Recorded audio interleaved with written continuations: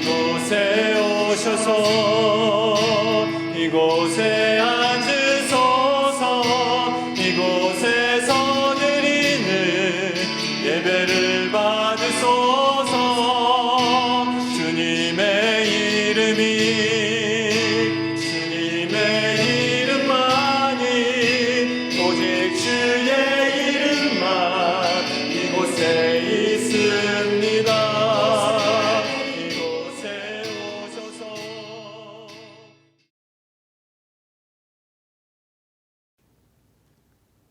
오늘은 예수로 덮인 인생이라는 제목으로 함께 말씀을 나누기를 원합니다. 사실 우리는 항상 변화를 꿈꾸고 있습니다. 그리고 우리가 최선을 다하는 일에, 또 최선을 다하는 학업에, 또 최선을 다하는 그 사업에 합당한 열매를 보기를 우리는 갈망하고 있습니다. 자신에 대해서는 물론이거니와 여러분들이 섬기는 자녀들에 대해서도, 그리고 여러분들이 섬기는 영혼들을 위해서도, 또 여러분들이 열심으로 섬기고 있는 사업을 위해서도 변화와 열매를 간절히 기다립니다. 그런데 사실 우리가 원하는 만큼 변화가 보이지 않거나 열매가 맺히지 않을 때가 굉장히 많은 것 같습니다. 그래서 우리는 알고 있습니다. 우리의 최선으로만 가능하지 않다라는 것을 우리는 때마다 깨닫습니다.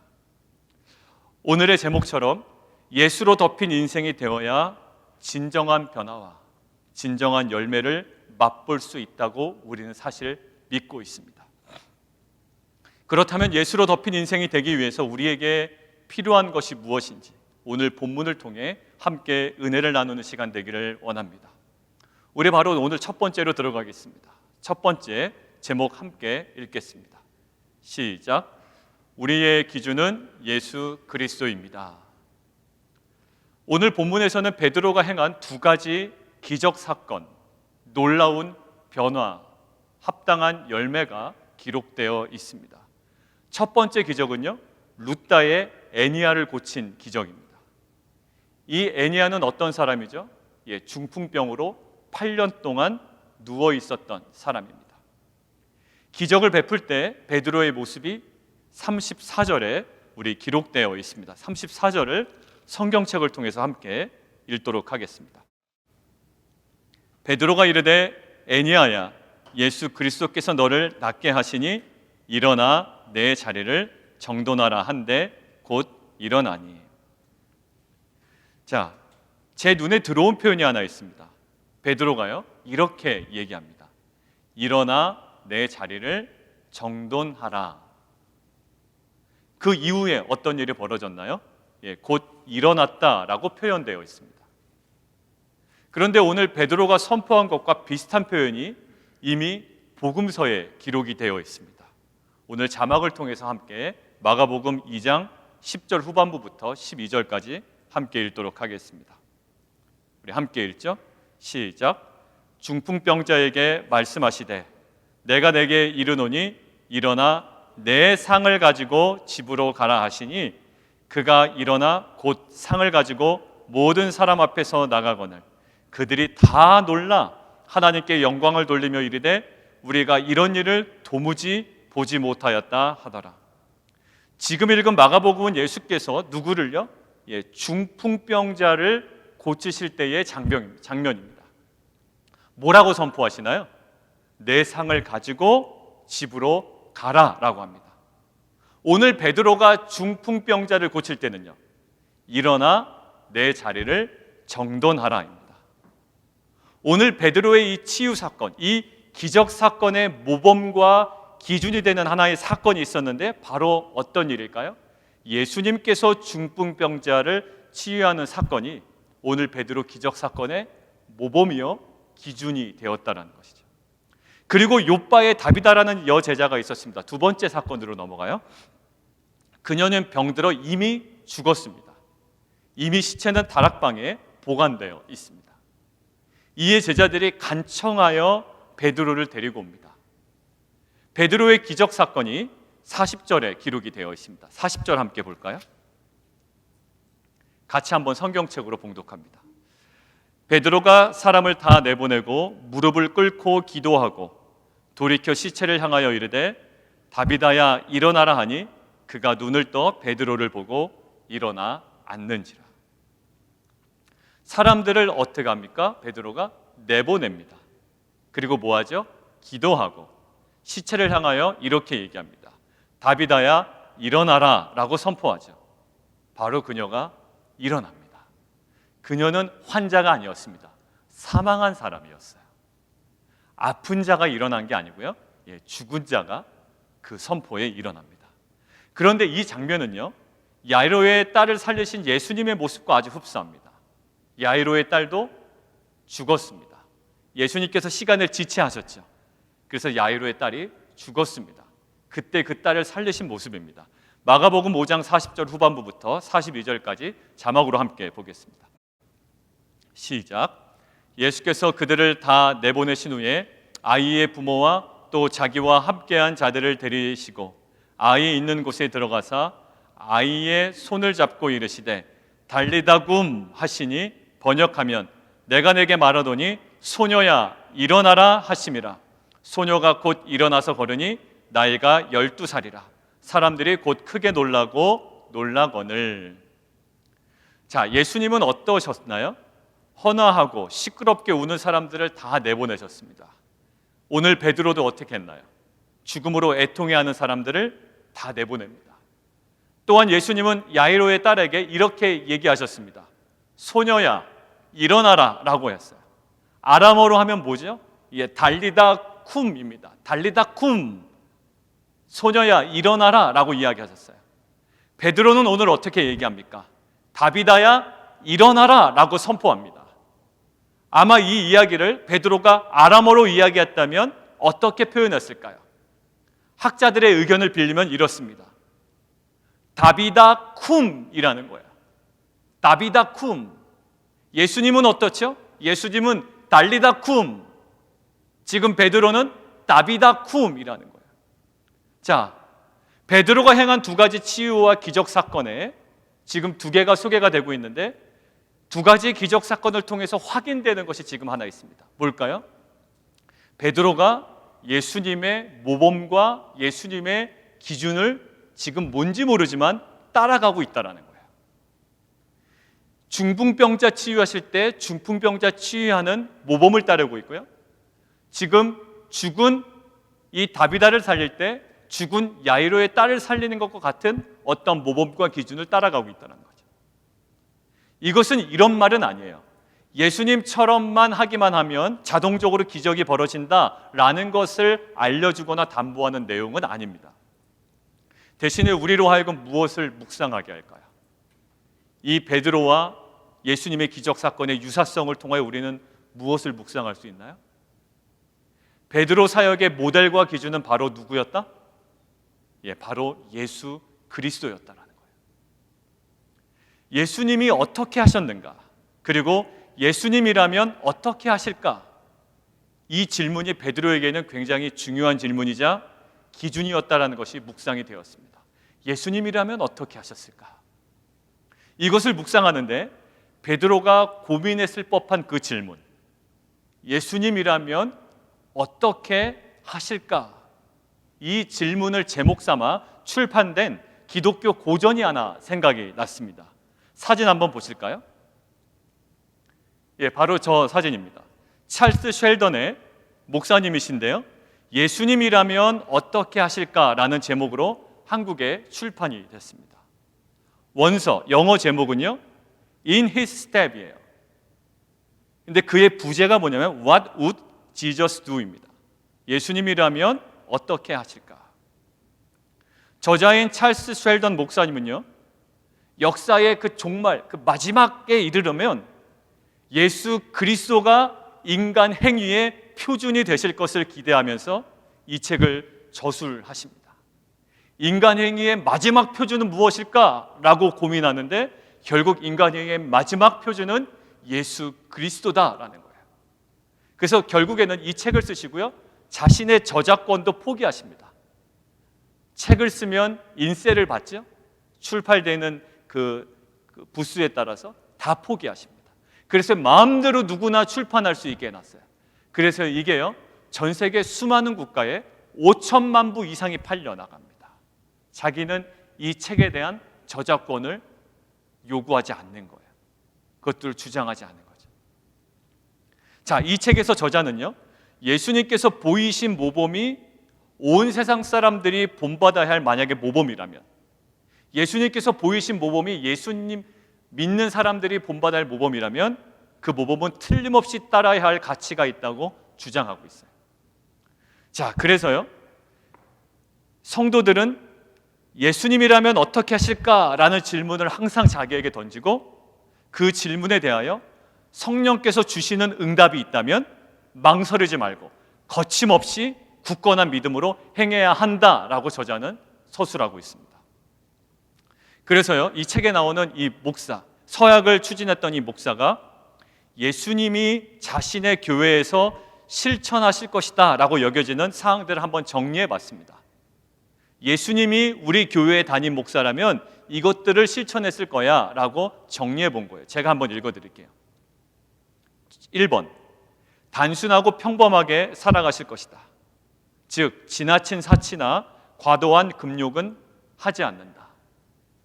2, 교회에 나오는 위선자들에게 담대한 마음으로 설교할 것이다. 그들의 사회적 지위나 재산 따위에는 관심을 두지 않을 것이다. 3, 이 교회의 대부분을 구성하는 부요한 사람들, 아마 좀 부촌이었던가 봐요. 부요한 사람들, 교육받은 사람들, 세련된 사람들뿐만 아니라 가난하고 보잘것없는 서민들에게도 주님의 사랑과 동정을 고루 베풀 것이다. 4, 자기 부정과 희생에 동참하는 개인적인 방법으로 인류의 대의에 헌신하실 것이다. 5, 렉탱글의 타락과 죄악에 물든 사람에게도 친구가 되실 것이다. 그 지역이 아마 렉탱글이라는 지역이었던 거예요. 그 타락과 죄악에 물든 사람에게도 친구가 되실 것이다. 6, 올해의 유럽 여행을 포기할 것이다. 나는 이미 2번이나 해외여행을 다녀왔으므로 휴식을 위해서 특별히 여행할 필요는 없다. 나는 건강하니까 휴식 없어도 여전히 건강하고 기쁜 마음으로 일할 수 있다. 휴가 비용을 나보다 휴식이 더 필요한 사람들을 위해 쓰겠다. 아마 이 도시에는 그런 사람들이 무척 많을 것이다. 이러한 목사의 서약을 비롯해서 성도들의 서약도 책에 이렇게 계속 기록이 되어 있습니다. 이러한 서약을 하고 목사도 하고 성도들도 서약을 하고, 만약에 예수님이라면 어떻게 하실까라는 질문에 성령께서 주시는 응답대로 그렇게 살아간다면 그 성도와 목사와 교회를 통하여 지역사회에 어떤 일이 벌어질까요? 그토록 원하던 변화, 그토록 원하던 열매들이 맺힐 거라고요. 자, 아까 서두에 우리가 뭘 얘기했죠? 우리는 무엇을 원한다? 우리는 변화를 원하고 우리는 열매를 원해요. 근데 이 지역사의 변화와 이 지역사를 변화시키고 이 지역사의 아름다운 열매가 어떻게 맺힌다고요? 만약에 예수님이라면 어떻게 하실까라는 질문을 던지고 성령께서 주시는 응답대로 우리가 그대로 순종만 한다면 이 지역사회에 놀라운 변화와 열매가 맺힌다라는 거예요. 생각해 보십시오. 여러분들, 우리가 만약에 교회 건물을 갖고 있다고 이렇게 예상을 해보시죠. 우리가 교회 건물을 갖고 있다면 주차장의 주중에는 아마 텅 비어 있을 겁니다. 그죠?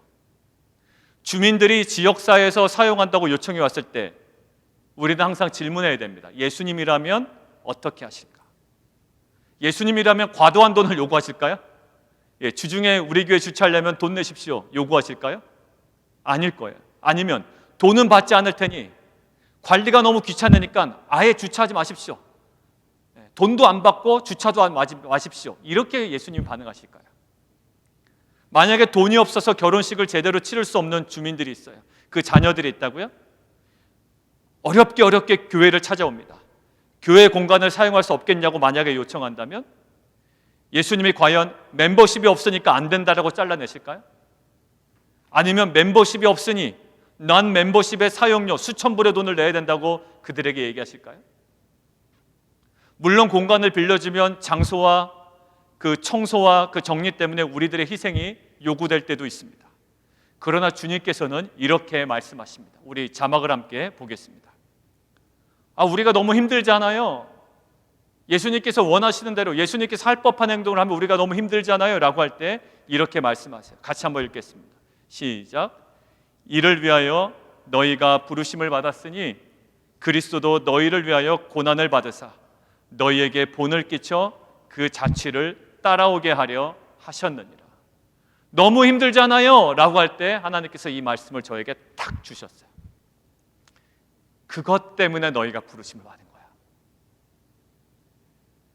그 너무 가난해서 남들은 야외 결혼식이다, 좋은 식장이다, 좋은 공간에서 결혼식을 하고 즐거워할 때, 부모가 가난해서 본인의 상황이 여의치 않아서 결혼할 수 없는 사람들, 그 사람들의 예배를 드리고 결혼식을 하고 어지럽히고 그냥 갈지라도 너희가 그 고난을 감당해야 되는 거. 왜? 이를 위하여 너희가 부르심을 받았으니 그리스도도 너희를 위하여 고난을 받으사 너희에게 뭐를 해요? 본을 끼쳐 모델이 되고 기준이 되셔서 너희가 그거를 모델 삼아, 그것을 기준 삼아 그 자취를 따라오게 하셨다고 말씀하십니다. 변화를 원하고 열매를 원하는 예수로 덮인 인생을 위해서 우리에게 중요한 질문이 뭐가 되어야 될까요? 예수님이라면 어떻게 하실까요? 자녀와의 갈등이 있습니다. 말 죽어라고 안 들어요, 자녀가. 그때 우리가 화내기 전에 먼저 던져야 하는 질문이 있습니다.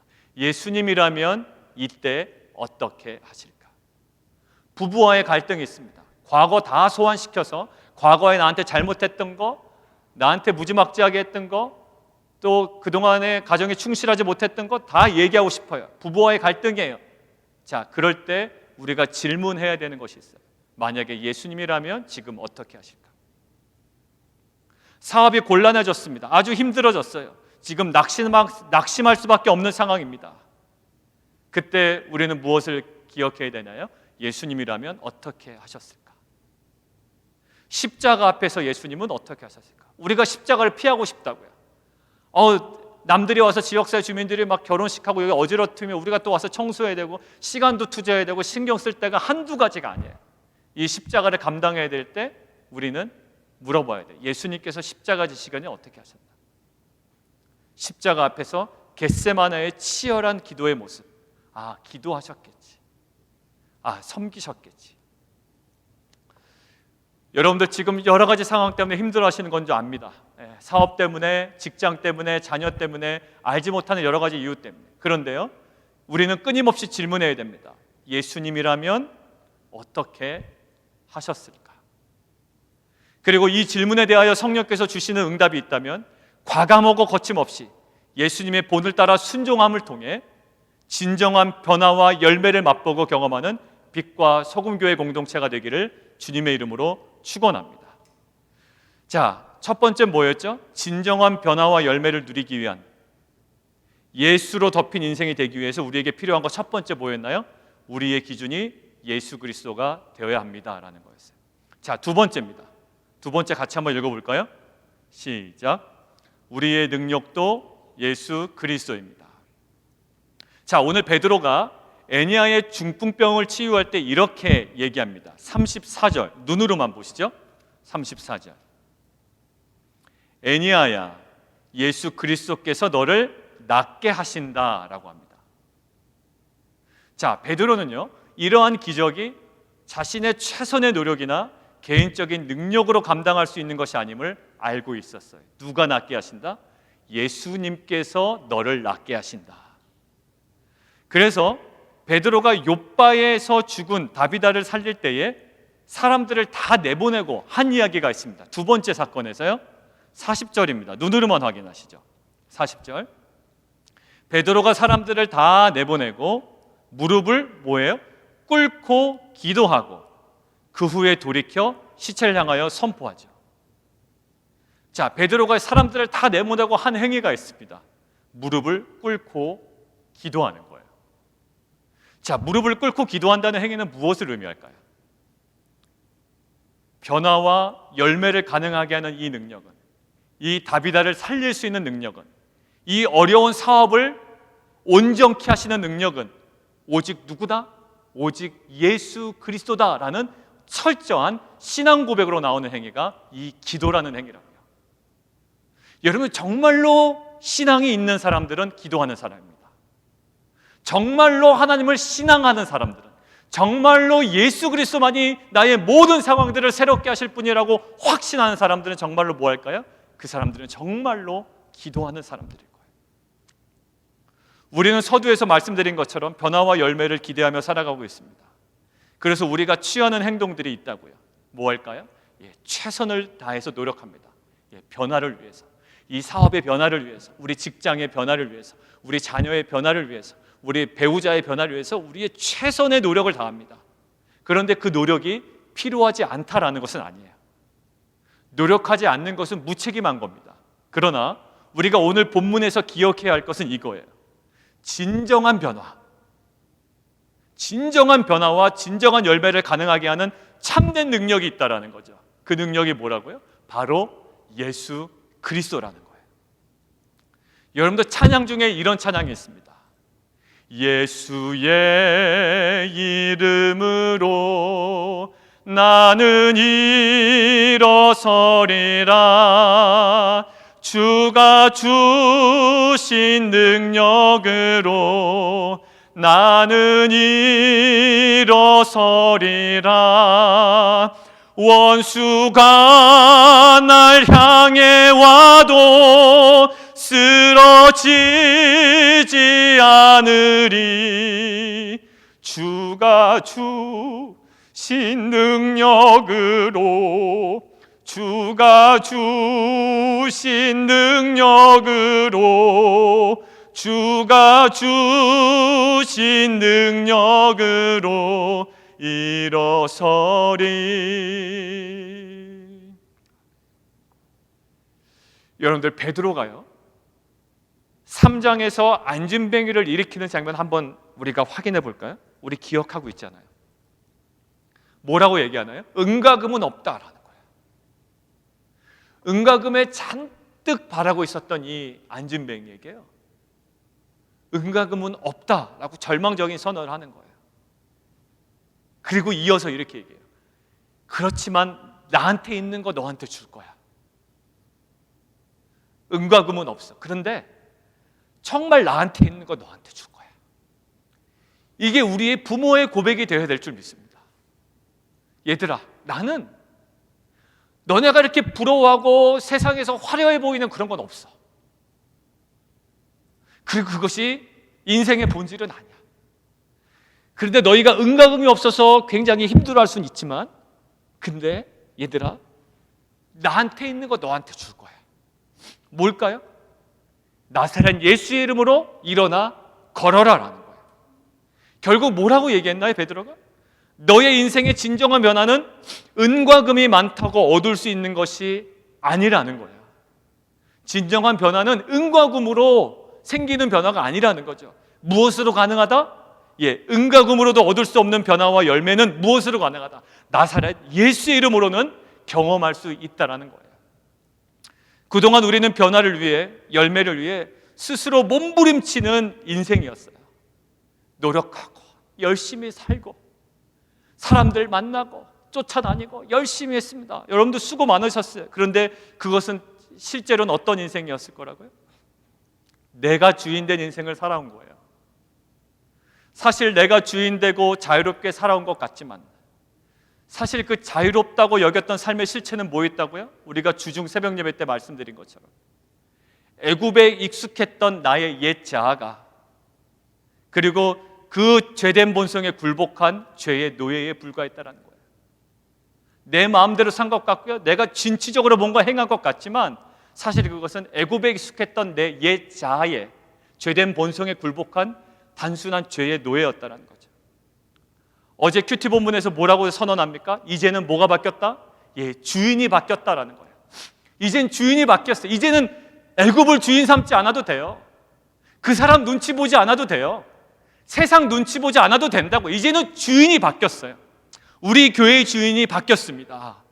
여러분의 가정의 주인이 바뀌었습니다. 여러분의 자녀의 주인이 바뀌었습니다. 내 사업의 주인이 바뀌었습니다. 이제 새로운 주인에게 우리는 복종해야 됩니다. 그러나 새로운 주인 되신 주님은요, 과거의 애굽이 우리에게 행한 것처럼 우리를 억압과 압제와 착취의 노예로 삼지 않으신단 말이에요. 그분은 우리를 새롭게 하시고 우리로 하여금 복된 삶을 살게 하시는 좋으신 아버지 하나님이신 줄 우리는 믿습니다. 결국 진정한 자유는 무엇일까요? 진정한 자유는 옛 자의 종됨을 버리고, 옛 자 앞에 종됨을 버리고, 이제는 죄의 종됨을 버리고 그리스도의 종됨을 자처하는 거예요. 그리스도의 능력으로 더 들어가는 거예요. 그의 능력으로만 살아가겠다고, 그의 종이 되겠다라고 완전히 밑으로 내려앉는 겁니다. 그리스도의 종되는 것이 자기를 부인하는 노예 모습 같아요.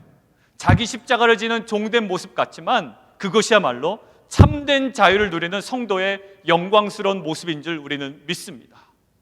그 철저한 주님의 종됨을 통해, 그 주님의 종됨을 선택함을 통해 우리의 주인 되신 예수 그리스도의 그 능력을 경험하며 진정한 변화와 열매를 누리는 빛과 소금교회 모든 성도님들과 우리 사업과 우리의 직장과 자녀들 되기를 주님의 이름으로 축원합니다.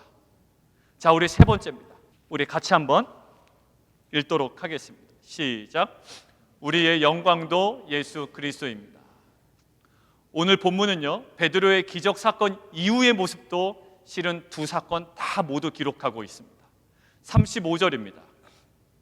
35절은 성경책을 함께 읽겠습니다. 시작. 룻다와 사론에 사는 사람들이 다 그를 보고 주께로 돌아오니라. 주께로 돌아옵니다. 자, 42절입니다. 42절 시작. 온 요파 사람이 알고 많은 사람이 주를 믿더라. 많은 사람들이 주를 믿습니다. 결국 두 사건 모두 결론적으로 뭘까요? 하나님의 영광이 됩니다. 사랑하는 성도 여러분들, 우리가 흔히 구속사가 성취됐습니다라고 할 때 안 되던 사업의 매출이 올라가면 구속사가 성취되었다라고 이야기할 때가 있습니다. 속썩이던 자녀가 좋은 대학교에 진학하면 구속사가 성취되었습니다라고 이야기할 때가 있어요. 직장에서 프로모션이 되면 구속사가 성취됐습니다라고 이야기할 때가 있습니다. 구속사의 성취의 과정이 될 수는 있어요. 그러나 나에게 좋은 일이 단순히 일어나는 것을 그냥 단순하게 구속사 성취로만 본다면 우리가 그토록 이야기하던 기복신앙, 세속주의와 다름이 없습니다. 나에게 잘된 거를 구속사 성취라고만 연결시켜버리면 세속주의, 기복신앙하고 전혀 다른 게 없어요. 구속사는 무엇일까요? 하나님의 구원의 역사입니다. 복음의 영광이 드러나야 되는 거예요. 사도 바울의 억울하게 옥에 갇히죠. 근데 기도했더니 옥문이 열렸습니다. 옥문이 열린 것이 구속사가 아니에요. 그 자체로도 맞습니다. 그러나 거기서 조금 더 나아가야 됩니다. 옥문이 열렸음에도 자결하는 관수가 있어요. 그를 돌아보고 그를 살리고 복음을 전하고 가족들까지도 그날 밤에 복음을 전하여 예수님을 영접하게 되는, 그게 뭘까요? 그게 구속사예요. 옥문이 열린 게 구속사가 아니고요, 옥문이 열림을 통해 나에게 유익이 생겼지만 그 유익에 만족하지 아니하고 복음의 영광까지 걸어가는 것, 이것이 구속사예요. 형들에게 팔린 요셉이 있습니다. 억울하게 옥에 갇혀 있는 요셉이 있다고요. 그가 총리가 된 것이 구속사의 결론이 될 수 없어요. 그러한 요셉을 통하여 어떻게 돼요? 아버지와 형들과 민족이 구원을 받고 생명을 얻게 된 것까지가 구속사입니다. 총리가 된 것 자랑하고 구속사야 라고 하면 안 돼요. 총리가 된 이후에 형들과 이 아버지를 인도하여 그들에게 생명을 허락한 것, 이것이 구속사예요. 결국 예수로 덮인 인생의 결론은 무엇이 되어야 될까요? 우리의 결론. 사업이 잘 된 게 결론입니까? 프로모션 된 게 결론입니까? 우리 자녀들 좋은 대학교 가고 좋은 직장 얻었으면 그게 구속사의 결론입니까? 아니에요. 하나님의 영광이 선포되어야 합니다.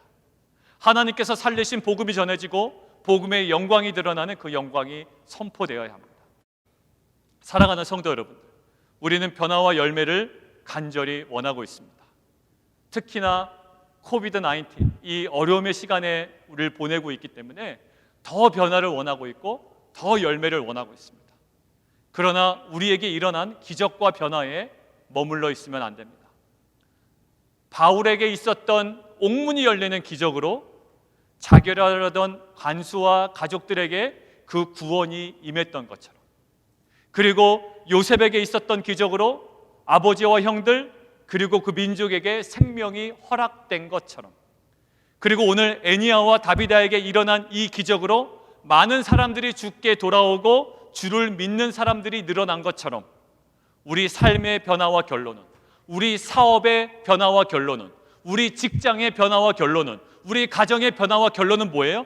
복음의 영광이 되어야 할 줄 믿습니다.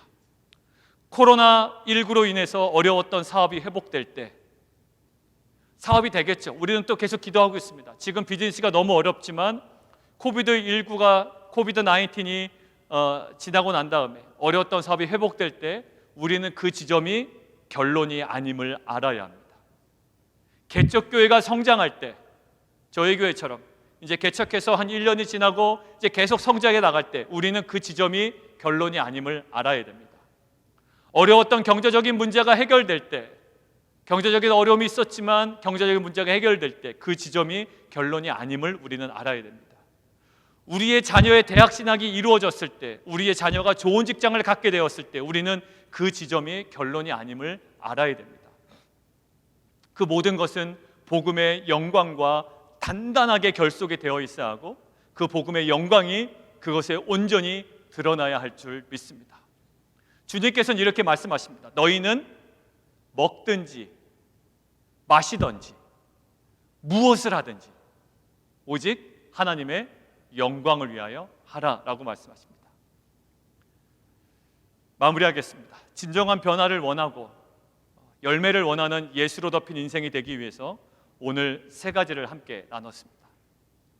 우리의 기준은 옛 자아나 우리의 죄된 본성이 아닌 오직 예수 그리스도가 되어야 합니다. 그리고 우리의 능력은 우리의 최선의 노력이나 우리의 열심이 아닌 오직 예수 그리스도가 되어야 합니다. 우리의 영광은 어려움을 극복한 나, 성공한 나, 회복된 나가 아니라 그로 인해 성취된 예수 그리스도의 복음의 영광이 되어야 합니다.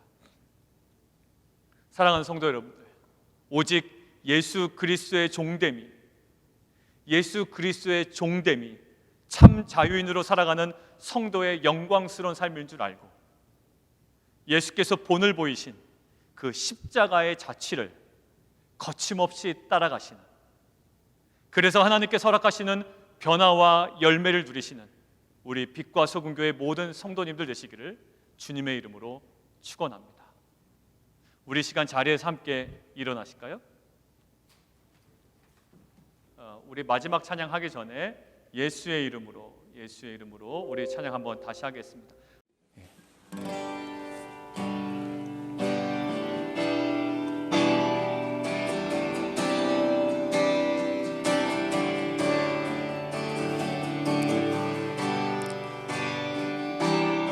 예수의 이름으로, 예수의 이름으로 나는 이 모든 열방 주고, 이 시간 함께 기도하기를 원합니다. 사랑하는 성도 여러분들, 우리는 변화와 열매를 꿈꿉니다. 지금 더 어렵기 때문에 코비드-19 정말로 사업이 어렵고 가정이 어렵고 여러 가지로 어려운 상황 가운데 변화와 열매를 꿈꿉니다. 우리의 생각대로 최선을 다합니다. 상응한 노력도 합니다. 그러나 우리의 옛자가 우리의 주인이 되어서는 안 됩니다. 어제 새벽에 선포된 것처럼 우리는 주인이 바뀌었습니다. 우리의 가정의 주인은 예수님입니다. 우리 교회의 주인은 예수님이고요. 여러분들의 사업과 직장은 여러분들이 전전긍긍해도 예수님이 주인이심을 믿습니다. 우리가 먼저 던져야 하는 질문이 있습니다. 예수님이라면 어떻게 하실까? 예수님이 우리의 인생의 모범과 기준이 되셔야만 합니다. 그것이 진정으로 살 길입니다. 우리에게 본을 보이시고 그 자취를 따라오게 하신 그 예수님을 더욱 묵상하는 공동체와 가정과 자녀 되기를 원합니다. 진정한 자유와 변화와 열매는 예수님의 종됨을 자처하며 순종으로 나아갈 때 허락될 것입니다. 철저하게 예수님이시라면 우리의 자녀와 가정과 사업과 우리 공동체의 다양한 상황 가운데 어떻게 하실까 고민하고 주시는 음성대로 순종하는 공동체가 되게 하여 주시옵소서. 우리 주님 이름 한번 크게 부르고 기도하며 나가도록 하겠습니다. 주여, 살아계신 십자가의 죽음과 부활을 통해 우리를 구원하신 예수 그리스도의 은혜와 하나님 아버지의 우리를 향한 변함없는 사랑하심과 성령님의 교통하심이 오직 예수님을 우리의 기준 삼고 우리의 능력 삼고 우리의 영광 되심을 고백하며 나의 노력이 아닌 예수님의 종됨을 자처하며 말씀에 철저하게 순종함을 통해 진정한 변화와 열매가 임하는 예수로 덮인 인생을 살아가기를 원하는 빛과 소금교회 모든 성도님들과 가정과 직장과 사업과 모든 일들 속에 지금부터 영원토록 함께 계시기를 간절히 축원하옵나이다. 아멘.